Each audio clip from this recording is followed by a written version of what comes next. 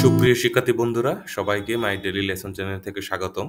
আশা করি তোমরা সবাই ভালো আছো। আজকে আমরা সপ্তম শ্রেণী ইংরেজি বিষয়ে যে পঞ্চম অধ্যায়টা আছে, have you fill a bucket today, পৃষ্ঠা হচ্ছে 45 ও 46, আর অ্যাক্টিভিটি হচ্ছে আমাদের 5.7।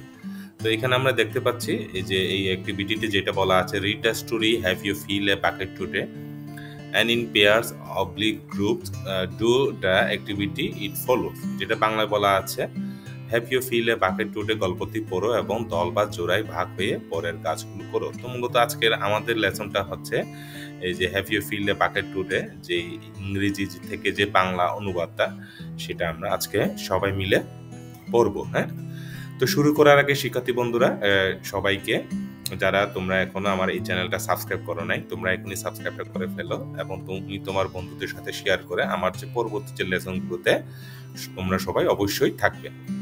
সুপ্রিয় শিক্ষার্থী বন্ধুরা, আজকে এই লেসনটা শুরু করার আগে সবার জন্য একটা মেসেজ, সেটা হচ্ছে আজকে আমরা যথারীতি এই লেসনটা শেষ করার সাথে সাথে আজকে আমরা নতুন একটা জিনিস শিখব। সেটা হচ্ছে ইংরেজি থেকে বাংলা অনুবাদ কিভাবে করতে হয়, সেই নিয়মগুলো, সেই টেকনিকগুলো, সেই টিপসগুলো আজকে আমরা সবাই শিখব। তো আজকে আমরা যথারীতি এই লেসনটা শুরু করি। যেটা বলা আছে have you filled a bucket today, যেটা বাংলা হচ্ছে তুমি কি আজ একটি বালতি পূরণ করেছো, যেটা লিখেছে হচ্ছে ক্যারল ম্যাকক্লাউড। তো শুরুতে যেটা ইংরেজিটা বলা আছে, all day long everyone in the whole wide world walk around carrying an invisible bucket. তো যেটা বাংলা আমরা বলছি হচ্ছে সারা দিন সারা বিশ্বে সবাই এক অদৃশ্য বালতি নিয়ে ঘুরে বেড়ায়। হ্যাঁ, তারপর লেখা আছে you can't see it but it's there, তো তুমি একটি দেখতে পাবে না কিন্তু এটি আমাদের মাঝে আছে। অথবা তারপর হচ্ছে you have a bucket, each member of your family has a bucket. তো যেটা আমরা বলছি যে তোমার একটি বালতি আছে, তোমার পরিবারের প্রতিটি সদস্যরই একটি বালতি আছে। তারপর হচ্ছে your grandparents, friends and neighbours all have a bucket, everyone carries an invisible bucket. যেটা আমরা বলছি যে তোমার দাদা দাদি, বন্ধু বান্ধব এবং প্রতিবেশীদের সবার কাছে একটি বালতি আছে, প্রত্যেকেরই একটি অদৃশ্য বালতি সবাই বহন করে। Your bucket has one purpose only, its purpose is to hold your good thought and good feeling about yourself. তোমার বালতি শুধুমাত্র একটা উদ্দেশ্য আছে, এর উদ্দেশ্য হলো তোমার ভালো চিন্তা এবং নিজের সম্পর্কে ভালো অনুভূতি অথবা সংরক্ষণ রাখা। তারপর লাইনে যেটা বলা আছে, you feel very happy and good when your bucket is full, you feel very sad and lonely when your bucket is empty. বাংলায় সেটা হচ্ছে তোমার বালতি পূর্ণ হলে তুমি খুব খুশি এবং ভালো বোধ করো, তোমার বালতি খালি হলে তুমি খুব দুঃখিত এবং একাকী বোধ করো। তারপর other people feel the same way too, they are happy when their bucket are full and they are sad when their bucket are empty. অন্যান্য লোকেরাও একইভাবে অনুভব করে, তাদের বালতি পূর্ণ হলে তারা খুশি হয় এবং তাদের বালতি খালি হলে তারা দুঃখিত হয়। It's great to have a full bucket and this is how it works. একটি পূর্ণ বালতি থাকা দুর্দান্ত এবং এটি এভাবেই কাজ করে। You need other people to fill your bucket and other people need you to fill theirs. So how do you fill a bucket? তোমার বালতি পূরণ করার জন্য তোমার জন্য লোকেদের প্রয়োজন এবং তাদের পূরণ করার জন্য অন্য লোকেদের তোমাকে প্রয়োজন। সুতরাং তুমি কিভাবে একটি বালতি পূরণ করবে? তো আমরা নেক্সট স্লাইডে চলে যাব। You fill a bucket when you show love to someone, when you say or do something kind, or even when you give someone a smile. That's being a bucket filler. তুমি একটি বালতি পূরণ করো যখন তুমি কাউকে ভালোবাসা দেখাও, যখন তুমি কিছু বলো বা করো, বা এমনকি যখন তুমি কাউকে হাসাও বা অথবা হাসি দাও। এভাবেই একজন বালতি ভর্তিকারী তৈরি হচ্ছে। A bucket filler is a loving, caring person who says or does nice things that make others feel special. When you make someone feel special, you are filling a bucket. একটি বালতি ফিলার হলো মানে একটি বালতি ভর্তিকারী হলো একজন প্রেমময় যত্নশীল ব্যক্তি, যিনি এমন সুন্দর জিনিস বলেন বা করেন যা অন্যদের বিশেষ অনুভব করে। তুমি যখন কাউকে বিশেষ মনে করো তুমি একটি বালতি ভর্তি করেছো। But you can also dip into a bucket and take out some good feelings. You dip into a bucket when you make fun of someone, when you say or do mean things, or even when you ignore someone. That's being a bucket dipper. কিন্তু তুমি বালতি খালি করে ভালো কিছু অনুভূতি নিতে পারো। তুমি একটি বালতি খালি করো যখন তুমি কাউকে নিয়ে মজা করো বা খারাপ জিনিস করো, বা এমনকি যখন তুমি কাউকে উপেক্ষা করো। এভাবে একজন বালতি খালিকারী যে বালতি খালি করে তৈরি হচ্ছে। তো সেটা আমরা বাংলায় এইভাবে বলছি। তারপর হচ্ছে a bully is a bucket dipper. A bucket dipper says or does mean things that make others feel bad. আমরা বলছি বুলি মানে হচ্ছে তামাশা করা বা কষ্ট দেয়া। তো বুলি হলো একজন বালতি খালিকারী এমন কিছু বলে বা মানে যা অন্যদের খারাপ অনুভূত করে। তারপর হচ্ছে many bucket dippers have an empty bucket. They think that they can fill their own bucket by dipping into someone else, but that will never work. You never fill your own bucket when you dip into someone else. অনেক বালতি ভর্তিকারী একটি খালি বালতি থাকে, তারা মনে করে যে তারা অন্য কারোর খালি করে তাদের নিজের বালতি পূরণ করতে পারে, কিন্তু এটা কখনোই কাজ করবে না। তুমি যখন অন্য কারো বালতি খালি করো তখন তুমি কখনোই নিজের বালতি পূরণ করো না। But guess what? When you fill someone's bucket, you fill your own bucket too. You feel good when you help others feel good. কিন্তু অনুমান করো, তুমি যখন কারো বালতি পূরণ করো তখন তুমি নিজের বালতিও পূরণ করো। তুমি যখন অন্যদের ভালো বোধ করতে সাহায্য করো তখন তুমি নিজেও ভালো বোধ করো। You feel sad and lonely when your bucket is empty. All day long we are either filling up or dipping into each other's bucket by what we say and what we do. Try to fill a bucket and see what happens. তোমার বালতি খালি হলে তুমি দুঃখিত এবং একাকী বোধ করো। সারাদিন ধরে আমরা যা বলি বা যা করি তা দিয়ে আমরা হয় একে অপরের বালতিতে ভরে যাচ্ছি বা খালি করে যাচ্ছি। একটি বালতি পূরণ করার চেষ্টা করো এবং দেখো কি হয়। You love your mom and dad. Why not tell them you love them? You can even tell them why. Your caring words will fill their buckets right up. তুমি তোমার মা বাবাকে ভালোবাসো, কেন তুমি তাদের বলো না যে তাদের ভালোবাসো? তুমি এমনকি তাদের কেন বলতে পারো না? তোমার যত্নশীল শব্দগুলো তাদের বালতিগুলোকে পূর্ণ করবে। Watch for smile to light up their face. You will feel like smiling too. A smile is a good clue that you have filled a bucket. তাদের মুখে আলোকিত করার জন্য হাসি রাখো, তুমি নিজেও হাস্যজ্জ্বল মনে করবে। একটি হাসি হচ্ছে একটি ভালো উপায় যে তুমি একটি বালতি পূরণ করছো। If you practice, you will become a great bucket filler. Just remember that everyone carries an invisible bucket and think of what you can say or do to fill it. তুমি যদি অনুশীলন করো তবে তুমি একজন দুর্দান্ত বালতি ভর্তিকারী হয়ে উঠবে। শুধু মনে রাখবে যে প্রত্যেকে একটি অদৃশ্য বালতি বহন করে এবং এটি পূরণ করতে তুমি কি বলতে বা করতে পারো তা ভাবো।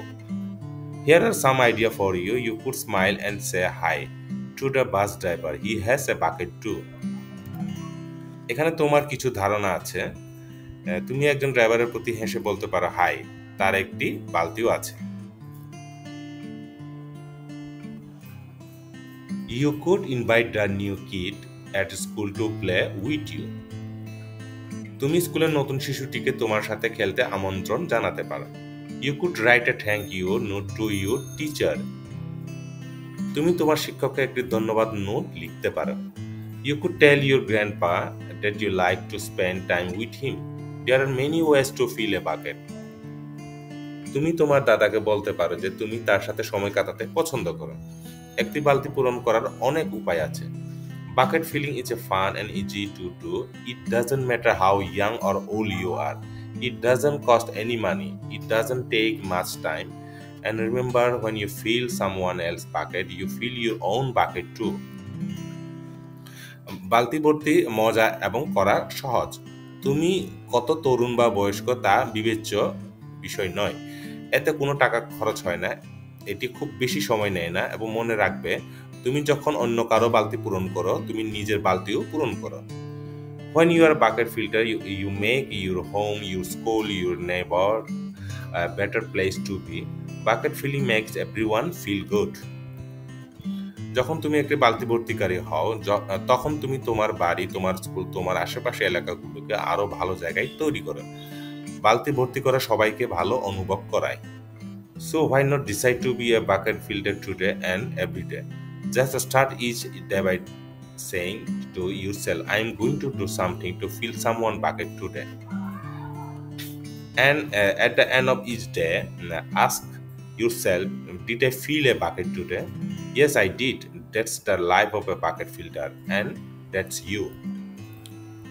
সুতরাং কেন আজ এবং প্রতিদিন একজন বালতি ভর্তিকারী হওয়ার সিদ্ধান্ত নেই না? শুধু নিজেকে এই বলে প্রতিটি দিন শুরু করো এবং যে আমি আজ কারো বালতি পূরণ করার জন্য কিছু করতে যাচ্ছি। তারপর যেটা বলা আছে শেষে হচ্ছে এই যে এই লাইনটা, and at the end of the each day ask yourself, did I fill a bucket today? এবং প্রতিটি দিনের শেষে নিজেকে জিজ্ঞাসা করো, আমি কি আজ একটি বালতি পূরণ করেছি? তারপর হচ্ছে yes I did, that's the life of a bucket filter and that's you. তো এটার বাংলা হচ্ছে হ্যাঁ আমি করেছিলাম, এটি একজন বালতি ভর্তিকারী জীবন এবং এটি তুমি। তো শিক্ষার্থী বন্ধুরা, আমরা মোটামুটি লেসনের শেষ পর্যায়ে চলে আসছি। তো শুরুতে যেটা বলেছিলাম, আজকে আমরা এই লেসনটা শেষ করে ইংরেজি থেকে বাংলা যে অনুবাদ কিভাবে করতে হয় সেই নিয়মগুলো, সেই টেকনিকগুলো আজকে আমরা সবাই জানবো, শিখবো। হ্যাঁ, তো আশা করি তোমরা সবাই বুঝতে পেরেছো। চলো তাহলে আজকে আমরা এই ইংরেজি থেকে বাংলা অনুবাদ করার যে টেকনিকগুলা, যে টিপসগুলা আজকে আমরা জেনে নিই।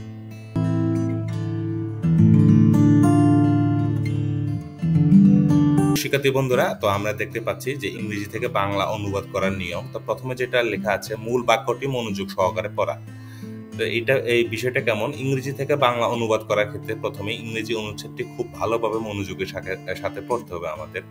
সব বাক্য যদি বুঝতে না পারি, সেখানেও মূল কথাটি কি বলা হয়েছে সেটি আমরা বোঝার চেষ্টা করব। সবসময় খেয়াল রাখবো, একবার পরে কিছু বুঝতে না পারলে আবার চেষ্টা করব। আমরা কয়েকবার পড়লে মোটামুটি একটা ধারণা হবে বাক্যটি সম্পর্কে কি বলা আছে।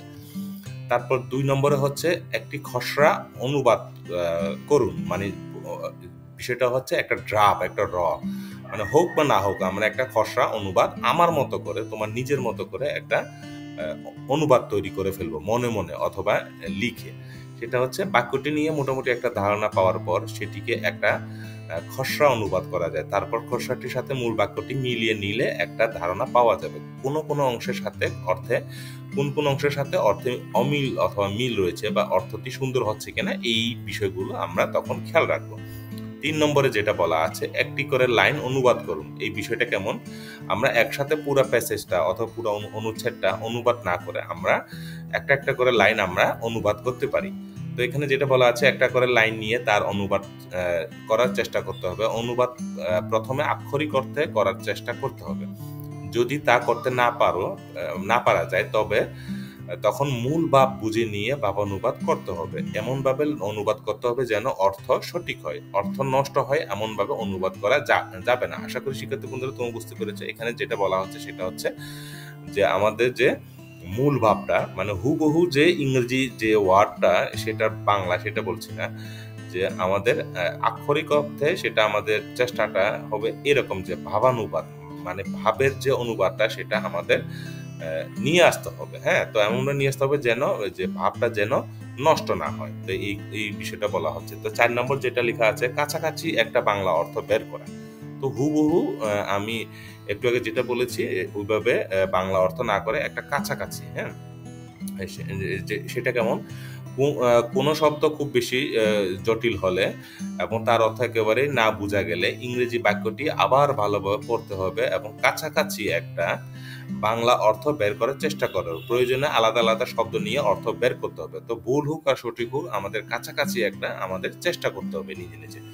তারপর 5 নম্বরে যেটা বলা আছে, বাক্য গঠন প্রণালী ব্যাপারে সতর্ক থাকা। এই বিষয়টা কেমন, সরল, জটিল ও যৌগিক বাক্যের অনুবাদ করার সময় সেটি সরল, জটিল ও যৌগিক রাখারই চেষ্টা করতে হবে। তো মানে এই বিষয়টা হচ্ছে আমাদের যে সপ্তম শ্রেণীর বাংলা বিষয়ে আমরা সরল বাক্য, জটিল বাক্য এবং যৌগিক বাক্য শিখেছি। তো আশা করি শিক্ষার্থী বন্ধুরা তোমরা ওই বাংলা বিষয়ে ওই চ্যাপ্টারে যে কনটেন্টটা আছে সেটার সাথে তোমরা মিলিয়ে নিবে, হ্যাঁ?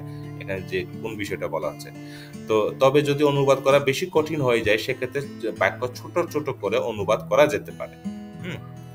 তো আমরা আশা করি বুঝতে পেরেছি। তো অনুবাদ করার সময় খেয়াল রাখতে হবে যেন অনুবাদ যেন এলোমেলো না হয়। যেমন এখানে একটা বলা আছে, "I saw the person who meet yesterday is the uncle of my friend." তো এখানে দেখো তোমরা এলোমেলো, ওই যে এলোমেলো অনুবাদ করলে যেটা দাঁড়ায়, আমি লোকটাকে দেখেছি যে গতকাল এসেছিল, সে আমার বন্ধুর চাচা। তো সঠিক অনুবাদটা এখানে একটা উদাহরণ হিসেবে দেয়া আছে, গতকাল যে লোকটা এসেছিল তাকে আমি দেখেছি, তিনি আমার বন্ধুর চাচা, হ্যাঁ? তো এইখান থেকে মনে হয় একটা তোমার আশা করি একটা আইডিয়া পেয়েছো। ৬ নম্বর হচ্ছে উক্তি অনুবাদ। হুম? যেটা বলা হয় ইংলিশে ন্যারেশন। ন্যারেশনে ট্রান্সলেট করার সময় আমরা যেটা উক্তি ঠিক যে রাখতে হবে। উক্তি পরিবর্তন করা যাবে না, হ্যাঁ? তো এই মানেটা হচ্ছে যে কেউ কোনো যখন উক্তি করে, মানে কোনো কিছু যখন বলে, তখন সেই বলাটা অথবা উক্তিটা আমরা কোনোভাবে এটা পরিবর্তন করব না, যেটা আছে সেইভাবে রেখে আমরা কাজটা করব। ৭ নম্বর হচ্ছে প্রবাদ প্রবচন বা বাগধারা অনুবাদ। এই বিষয়টা একটু ভালোভাবে একটু দেখে নিই। ইংরেজি প্রবাদ প্রবচন বাগধারা ইত্যাদি অনুবাদ করার সময় আক্ষরিক অর্থে অনুবাদ করা যাবে না। তার মানে হচ্ছে বাংলার যে মানে প্রবাদ প্রবচনগুলো আছে, যেমন আমি যদি বলি, "দশমিলি করি কাজ হারি জিতে নাহিলে আছে", এইটা যদি তুমি যদি ইংরেজিটা করো তাহলে বিষয়টা কেমন হবে, হ্যাঁ? তো এই জিনিসটা এখানে বলা হচ্ছে যে সেক্ষেত্রে ভাবানুবাদ করতে হবে। আক্ষরিক অর্থে অনুবাদ করতে গেলে অনেক সময় অনুবাদটি হাস্যকর হয়ে যায়। যেন মানে এই বিষয়টা বলা হচ্ছে যে মানে এমনভাবে অনুবাদটা করা যাবে না যেন সবার কাছে যেন একটা হাসি, মানে একটা হাস্যকর হয় আরকি, হ্যাঁ? তো এইজন্য আমাদের প্রবাদ প্রবচন বাগধারা অনুবাদগুলো এই জিনিসগুলো লক্ষ্য রাখতে হবে। ৮ নম্বর যেটা বলা আছে, মানে সাবজেক্ট অবজেক্ট অথবা কর্তা কর্ম ক্রিয়া, মানে সাবজেক্ট অবজেক্ট এবং ভার্ব অনুসারে অনুবাদ করতে হবে। তো এই স্ট্রাকচারগুলো আমরা নিয়ম কম বেশি সবাই জানি, এই নিয়মগুলো আমাদের মানতে হবে। তো কর্তা কর্ম ক্রিয়া অনুসারে অনুবাদ করতে হবে। বাংলা বাক্য বা ইংরেজি বাক্যের ক্ষেত্রে এই বিষয়টি আলাদাভাবে খেয়াল রাখতে হবে, কারণ বাংলা বাক্য রীতি ও ইংরেজি বাক্য রীতি আলাদা হয়ে থাকে। হুম? তো বিষয়টা আরেকটু ক্লিয়ার করার জন্য, যখন ইংরেজি বাক্য থেকে বাংলা বাক্য পরিবর্তন করা হবে তখন অনুবাদ বাংলা বাক্য রীতিতেই হওয়া উচিত, হ্যাঁ? সেটা বলা হচ্ছে। যেমন বাংলা বাক্যে ক্রিয়া অনেক সময় উজ্জ্ব থাকে, কিন্তু ইংরেজি বাক্যে ক্রিয়া ব্যবহার করতেই হবে। যেমন দ্য ডে ইজ গুড, দিনটি ভালো। এই যে দেখছো তোমরা, তো আশা করি তোমরা যে ভালো করে তোমরা খেয়াল করেছো, বুঝতে পেরেছো, হ্যাঁ? এখানে বলা আছে ইংরেজি বাক্যে কর্তা পরে ক্রিয়া বসে, তারপরে শেষে কর্ম বসে। তো কিন্তু বাংলা অনুবাদ করার সময় খেয়াল রাখতে হবে যেন কর্তা পরে কর্ম বসে এবং শেষে ক্রিয়া বসে। তো এখানে একটা উদাহরণ হচ্ছে, সীমা রিড এ বুক স্টার্টে। তো সীমা গতকাল একটি বই পড়েছিল। তারপর ৯ নম্বরে যেটা হচ্ছে জ্যোতিষ চিহ্নের ব্যবহার ঠিক রাখা। তো এটা আমরা সবাই জানি, বাক্যে জ্যোতিষ চিহ্নের ব্যবহার ঠিক রাখতে হবে। ইংরেজি অনুবাদ করার সময় জ্যোতিষ চিহ্নের ব্যবহার ঠিক না রাখলে অর্থ পরিবর্তন হয়ে যেতে পারে। জ্যোতিষ চিহ্নে ব্যবহার করলে অনুবাদের অর্থ স্পষ্ট হয়। তো ইংরেজি বাক্যে উদ্ধৃতি চিহ্নে ব্যবহার থাকলে বাংলা বাক্যও তার করতে হবে। আমরা সবাই জানি উদ্ধৃতি চিহ্ন মানে হচ্ছে এই যে এক্সক্লেমেটরি সেন্টেন্স, কোয়েশ্চেন মার্ক, হ্যাঁ, ফুল স্টপ, কমা, এগুলোকে উদ্ধৃতি চিহ্ন যেটা ইংরেজিতে থাকবে বাংলাতেও একই রকম থাকবে। ১০ নম্বর যেটা বলা হচ্ছে কাছাকাছি অর্থ ব্যবহার। কোনো শব্দ বা বাক্যের যদি সঠিক অর্থ জানা না থাকে তাহলে কাছাকাছি জানা একটি অর্থ ব্যবহার করে দেখতে হবে অনুবাদটি অর্থ ঠিক হয় কিনা। যদি অর্থ ঠিক থাকে তাহলে সেই অনুযায়ী অনুবাদ করতে হবে। আশা করি আমরা সবাই বুঝতে পেরেছি। ১১ নম্বরে যদি যাই, ব্যক্তি স্থানের অনুবাদ হয় না। এই বিষয়টা তোমরা ভালোভাবে মনে রাখবে। যেমন চিটাগাং, খুলনা, রাজশাহী, হ্যাঁ, কোনো তোমার যে গ্রামের নাম, এগুলো কিন্তু কোনোদিন কি হবে না, অনুবাদ হবে না, হ্যাঁ? তারপর ১১ নম্বর হচ্ছে পরিভাষা ব্যবহার। বাংলা বাক্যে যে পরিভাষা ব্যবহার হয়েছে কিনা দেখতে হবে। পরিভাষা অনুবাদ করার সময় বহুল প্রচলিত বাংলা পরিভাষা ব্যবহার করতে হবে। যদি প্রচলিত পরিভাষা সহজ না হয় সেক্ষেত্রে বাংলা প্রতিবর্ণ ভাষা ব্যবহার করতে হবে। যেমন রেডিও, ফ্রিজ, এই যে তোমরা এই জিনিসগুলো বুঝতে পারছো। টেবিল, চেয়ার, হুম? তারপর হচ্ছে বাক্যের অর্থগত দিক ঠিক রাখা। ইংরেজি বাক্য থেকে বাংলা অনুবাদ করার সময় খেয়াল রাখতে হবে বাক্যের গঠন সম্পর্কে। কোনো বাক্যে প্রশ্নবোধক, কোনো বাক্যে বিবৃতিমূলক, কোনো বাক্যে আবেগসূচক, কোনো বাক্যে ইচ্ছামূলক। এসব দিকে খেয়াল রেখে তারপর অনুবাদ করতে হবে, বাক্যে সেসব চিহ্ন ব্যবহার করতে হবে। এই উদ্ধৃতমূলক বাক্য অনুযায়ী আমাদের কি করতে হবে, চিহ্নগুলো ব্যবহার করতে হবে। তারপর হচ্ছে 14 নম্বরে যেটা আছে, গুরু চণ্ডালী দোষমুক্ত হতে হবে। এই বিষয়টা কেমন, অনুবাদ করার সময় খেয়াল রাখতে হবে একই অনুবাদে যেন সাধু ভাষা ও চলিত ভাষা মিশ্রণ যেন না হয়। হ্যাঁ, তো এই বিষয়টা আমরা খেয়াল রাখবো। ভাষার দিকে নজর দেওয়া, অনুবাদ করার সময় ভাষার দিকে খেয়াল রাখতে হবে, ভাষা যেন জটিল না হয়, ভাষা বুঝতে যেন সমস্যা না হয়, ভাষা যথাসম্ভব সহজ সাবলীল রাখতে হবে। তারপর হচ্ছে 16 নম্বর যেটা আমরা দেখতে পাচ্ছি, আর্টিকেলের ব্যবহার জানা। আমরা জানি এএনডি এই তিনটেকে আর্টিকেল বলে। এই আর্টিকেলের ব্যবহারটা আমরা কখনো কখনো ইংরেজি বাক্যে এই আর্টিকেলের ব্যবহার বাংলা বাক্যে হয় না, এদিকে খেয়াল রাখতে হবে। তো ইংরেজি এই যে আর্টিকেলগুলো কিন্তু বাংলাতে আসে না, সেই বিষয়টা বলা হচ্ছে। যেমন the sunrise in the east, সূর্য পূর্ব দিকে উঠে। হ্যাঁ, তো এটা এক্সাম্পল একটা দেয়া আছে। তারপর হচ্ছে 17 নম্বর হচ্ছে ক্রিয়াকাল ঠিক রাখা। অনুবাদ করার সময় ক্রিয়াকাল ঠিক রাখতে হবে, বাচ্য ঠিক রাখার জন্য ঠিক রাখতে হবে সেটা বলছে। পরিশেষে যেটা আমরা বলছি, ইন্টারনেটের সাহায্যে ইংরেজি থেকে বাংলা অনুবাদ করার একাধিক নিয়মে করা যায়। তার মধ্যে হচ্ছে গুগল ট্রান্সলেট, চ্যাট জিপিটি এবং ডিকশনারি অ্যাপ সবচেয়ে বেশি জনপ্রিয়। তো এই জিনিসগুলো তোমরা অবশ্যই কম বেশি জানো। তো আমরা সরাসরি ওইভাবে গুগল ট্রান্সলেটে যখন কাজ করব, অনুবাদ করব অথবা চ্যাট জিপিটি ইউজ করব, আমাদের বাক্যের যে এই যে 17টা নিয়ম এখানে যে জিনিসগুলো বলা আছে, এই বিষয়গুলো আমাদের মাথায় রাখতে হবে। তুমি সরাসরি গুগল ট্রান্সলেটে করলে বাক্যের অর্থ অনেক সময় ভিন্ন হয়ে অন্য দিকে চলে যেতে পারে। তো সেই জন্য আমরা এই 17টা টেকনিক যদি মনে রাখি, আশা করি আমাদের মোটামুটি একটা অনুশীলন অথবা প্র্যাকটিসের মাধ্যমে আমরা যদি থাকি, তাহলে অবশ্যই আমরা একদিন না একদিন সফল হবই। তো শিক্ষার্থী বন্ধুরা, আজকে আমরা এখানেই শেষ করব। তো আশা করি তোমরা সবাই বুঝতে পেরেছো, নোটগুলো প্রয়োজনীয় নোটগুলো তোমরা সবাই নিয়েছো। হ্যাঁ, তো তারপরে যদি কোনো ফিডব্যাক থাকে অথবা তোমাদের যদি কোনো কোয়েশ্চেন থাকে, অবশ্যই তোমরা কমেন্টসে লিখে জানাবে। তো শেষ করার আগে আরেকটি বার, তোমরা যারা এখনো আমার এই চ্যানেলটা সাবস্ক্রাইব করো নাই, এখনই তোমরা সাবস্ক্রাইবটা করে ফেলো এবং তুমি তোমার বন্ধুদের সাথে বেশি বেশি করে শেয়ার করে আমার যে পরবর্তী লেসনগুলো যে আসতেছে সেখানে তোমরা অবশ্যই থাকবে। তো আজকে এখানে শেষ করব। সবাইকে অসংখ্য ধন্যবাদ। সবাই ভালো থাকবে।